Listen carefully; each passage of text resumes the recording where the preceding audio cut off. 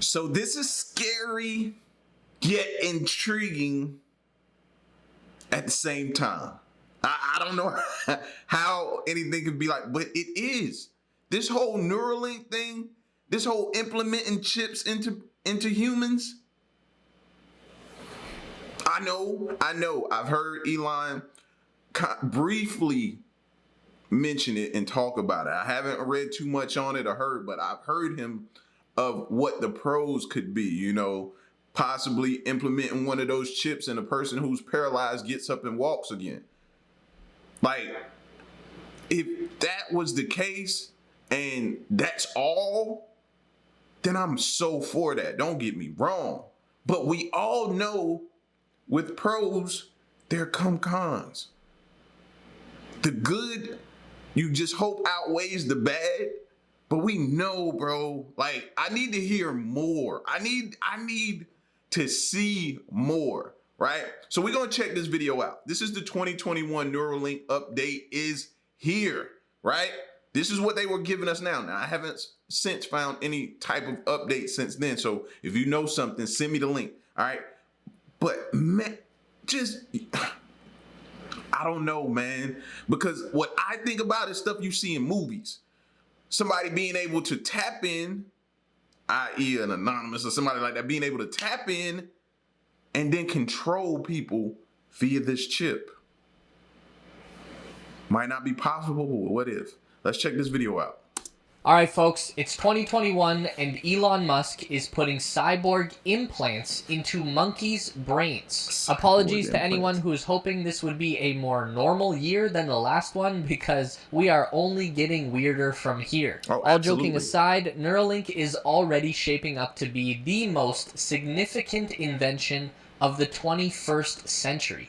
Bigger than the iPhone, bigger than the electric car, this could be the first step towards a technological renaissance that pushes humanity into a golden age. Or this is literally the rise of the Planet of the Apes. It's still early days and could go either way. See, that's what scares me, the or. If there was no or present, this could be the greatest thing. Or that little or right there is what scares me, man. You know what I mean? That's what, that makes it tough. Hey Elonites, welcome to the Tesla space, where we share the latest news, rumors, and insights into all things Tesla, SpaceX, and Elon Musk. You're probably already aware that Neuralink is a company that was founded by eccentric billionaire and meme lord Elon Musk, and they make digital implants that are currently going into the skulls of various animal test subjects. The implants allow for a direct wireless interface between the animal's brain and a computer. Elon calls it a Fitbit in your skull, and eventually, possibly even this year, the Neuralink will be going into human beings. We know that this is a project that Elon has been working on for some time now. The company was founded in 2016 by Musk and a group of 8 partners who are experts in fields like neurosurgery. Is he going to be the first one? I need to know that. I need to know that, bro. I got to see you try your own product, first and foremost. You know what I'm saying? I got to see you do it. You do it. Let us study you for a while, see how your body takes it or whether it rejects it or what. And let's see. He got to go first. And a group of 8 partners who are experts in fields like neurosurgery, electrical engineering, and neurotechnology. For years, all we really knew about this company was that they were working on some kind of a computer chip implant for the brain that could do everything from healing neurological diseases like Parkinson's to allowing people to interface with computers and AI technology. And it wasn't until the past year that we really started to get a steady stream of information coming out of Neuralink and got to see what they were actually up to.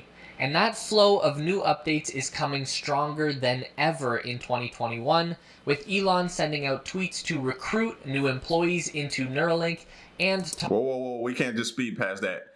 Here's the tweet. Please consider working at Neuralink. Short-term solve brain/spine injuries. And now that's what I was hearing about. And as a person who's had a brain injury and was around other people with brain injuries, bro, that is desperately needed.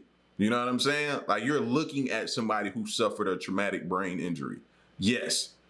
So I'm all on the front line for that. Long term, it says human/AI symbiosis.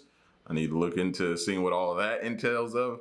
Latter will be species level important, work at either at or our Bay Area or Austin locations.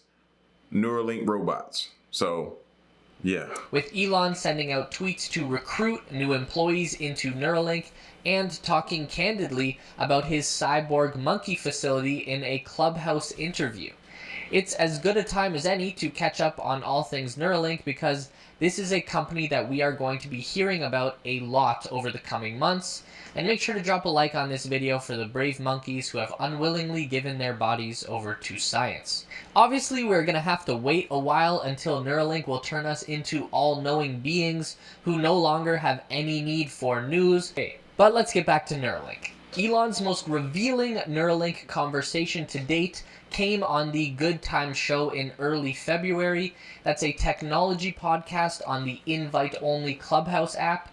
During the interview, Elon dropped some crazy new info about what he was up to with these brain implants and where they are heading with the technology.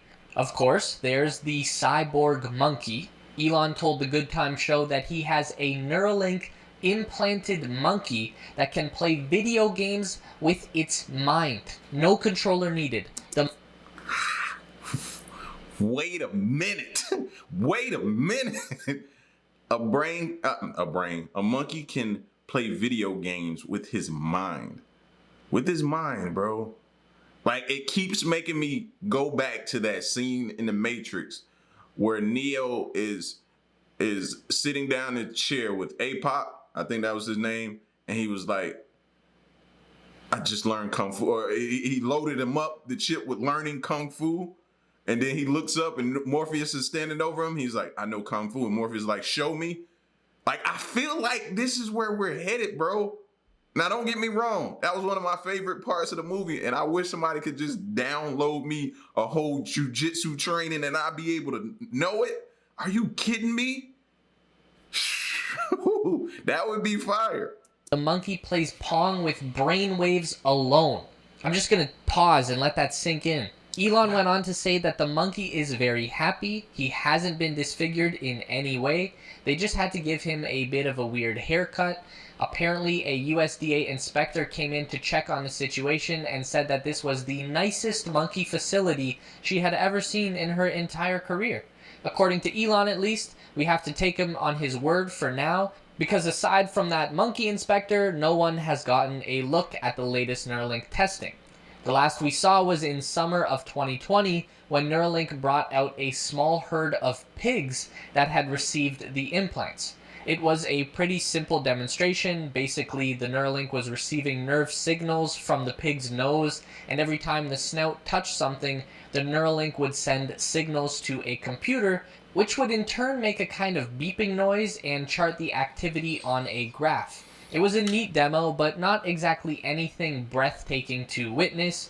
Obviously, the two monkeys playing Pong with their minds is going to be a real showstopper, but the pig demo was important in proving that the Neuralink can be safely implanted and removed without killing or crippling the animal.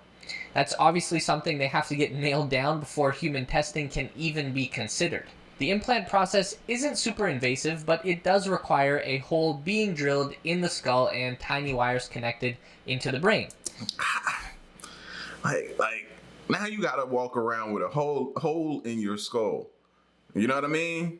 And it ain't like when your grandparents or your mom or your dad or your brothers and them used to make fun of you, or people make fun of you, be like, "Well, there's something wrong with you. I think you got a hole in your skull." You know what I'm saying? This is for real a hole in your skull, bro.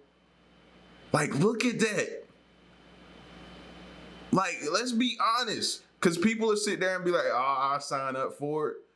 And then get home and be all, like, feeling some type of way about it. How they look, or just being all uneasy about it. Let's be honest, man. You have to now walk around with either this part right here. I'm assuming this is the end result. You got to walk around with that for the rest of your life. You got to walk around with that. Like, they ain't, right now, it's not the most fashionable in the early stages. Yeah, you got to deal with that. Luckily, the method for installing is almost as genius as the product itself. Elon based the idea for Neuralink's physical connection on the science fiction concept of the neural lace, which comes from a series of books that he likes. The idea was basically for a digital layer that could sit above the brain and would not require extensive surgery to insert. Neuralink achieved that concept by using a sewing machine-like robot to install the implant. After drilling a hole in the skull so that the implant sits flush with the subject's head, the robot will stitch a series of tiny flexible probes into the subject's brain. Each probe contains 48 to 96 wires, and each wire contains 32 electrodes. The machine is capable of inserting up to 6 probes per minute. The speed that this all happens and the flexible, thread-like nature of the probes is what makes this all possible. In previous experiments where rigid probes were inserted into the brain, the body will instantly recognize them as unknown material and generate tissue to push them out. Neuralink has found that when flexible probes are rapidly inserted, it actually minimizes trauma to the brain that can trigger the bounce-back reaction. Now, that's a lot of science, I know, don't worry, that's about as deep as we're getting into the nerdy stuff. Drop a like on this video if you're still following me. Hopefully, I got that mostly right, but basically, this robot is what makes Neuralink safe. It's a fully automated procedure that takes human error out of the equation. Elon has also said that safety is his first priority in all of this, and that's the same approach he takes with his Tesla vehicles. At the Neuralink presentation with the pigs, Elon talked about how with cars, it is technically legal to ship a vehicle with a 1-star safety rating, but Tesla choose to only make cars that are 5 stars in every category. The same standard will apply to Neuralink. They are working with the FDA to not only meet the guidelines for safety, but to far exceed all the requirements. Now that we know how a Neuralink works, we can get back to what can a Neuralink actually do. And that's a concept that is always evolving every time that Elon speaks about it. In the beginning, the application of the brain-machine interface in the short term was to treat serious brain diseases. This is when I heard about it. Like, those were the only two things. Where mainly, I remember him mentioning, like I said, for a person who's paralyzed. With the eventual goal of human enhancement, sometimes called transhumanism. Elon himself once described Neuralink's project overall as helping to achieve symbiosis with artificial intelligence. We know that treating neurological disease and injury is still top of mind for Neuralink, and we know that could be heading in the direction of clinical trials starting later this year. We got this information from a Twitter exchange that Elon had with a man who was paralyzed from the shoulder down due to a car accident and was hopeful about participating in studies with Neuralink. In his Clubhouse interview, Elon gave us an idea of what Neuralink could actually do for a person in this kind of situation. In the short term, the implant wouldn't be able to give him back control of his body, but it could help to make up for his lost capacity by enabling a person to control an electronic device with their mind. Anyone with a Neuralink will be able to interface with a smartphone just by thinking, completely eliminating the keyboard, mouse, and touchscreen from the equation.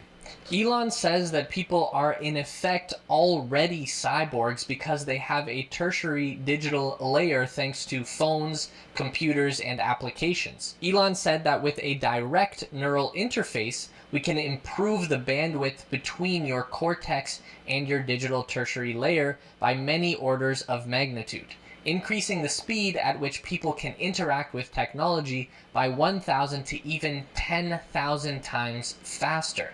And in the long term, that connection could expand from your smartphone to allow you to connect directly with other people's brains. Now, this is where shit gets really weird. In theory, two people with Neuralinks could communicate ideas telepathically, and it would be an instant transfer of information. Now that's scary. We already talk about like the language barrier of people speaking a different language and not knowing what they're saying and wondering if things are being plotted behind your back or anything like that.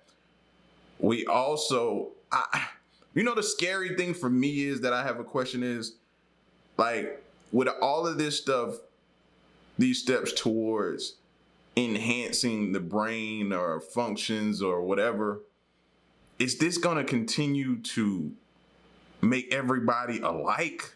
I feel like I don't want that. I don't want us to get away from our individuality. You know what I'm saying? But if you're smart in one area and I'm smart in one area, that's our individual. You know what I'm saying? That's our individuality. I want us to keep that. I don't want us to get away from that. If you come, what's the age limits on this? Because if we're coming up in school, then what's the use if a kid, to which I don't think, I would hope they have age barriers, but we don't know. This is still early. You know what I'm saying? What if a kid gets into an accident and his parents want him to get that Neuralink? What I'm saying is if they're coming up through school and now you just have that Neuralink, so you get that information, then what's the use of school? What's the use of everything? Like, I have so many questions, and I'm pretty sure Elon has a lot of answers to that type of stuff. But man, like, I just don't want us to get away from, I don't want us to be lazy. I don't want us just to be like, oh, I'm saving up for a Neuralink. I ain't got to do none of that. Like, I don't want us to get, you know what I mean? Like, no, like, no, I want to be my own individual person. I want to work hard. I want to research and get the information myself. I don't want to lose that ability. You know what I'm saying? So I don't know, man.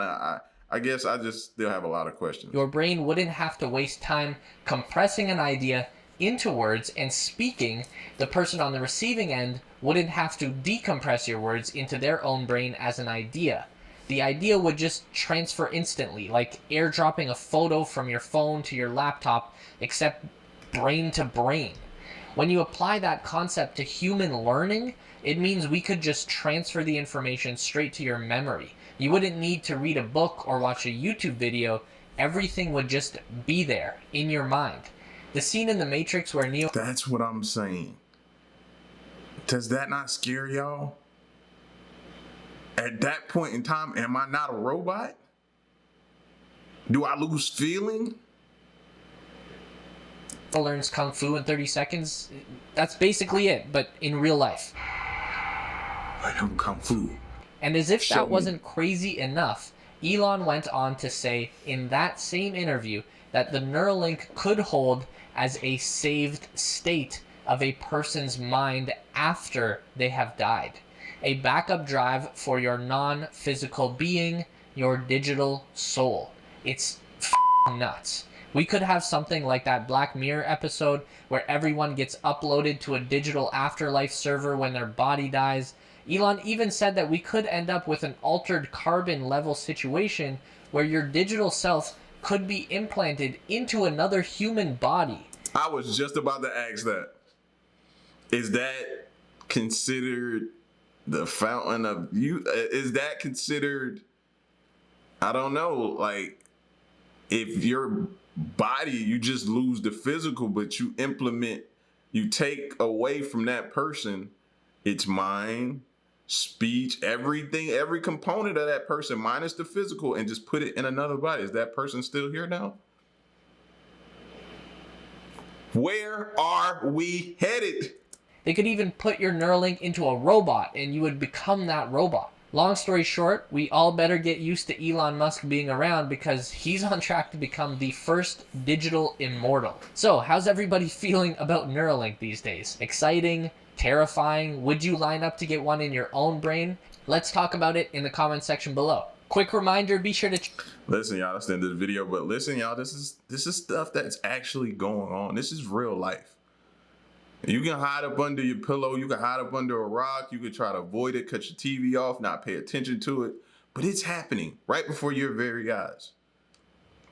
How do you feel about it? Where we're headed? Are you for it? Let me know in the comment section. Are you against it? Let me know in the comment section. Why are you against it? Why are you for it? You know what I'm saying? You may be a person that has suffered a traumatic brain injury. And just like that person who tweeted, you were like, I'm ready to donate my body, or I'm ready to go through with it. I think it benefits this. You know what I'm saying? I can't say I know everybody's experiences. Everybody's experiences is going to have them to answer this question differently. You know what I mean? So please respect them on that in the comment section. You don't know what a person's been through. But this is the possibilities that's going on, man. This is the stuff we watched in movies. And now it's presented right before our very eyes. It's still new to me, and I still don't know how I feel about it. But it's real life. So y'all get at me, let me know what you think, and stick around and stay tuned, man. I'm gone. Peace.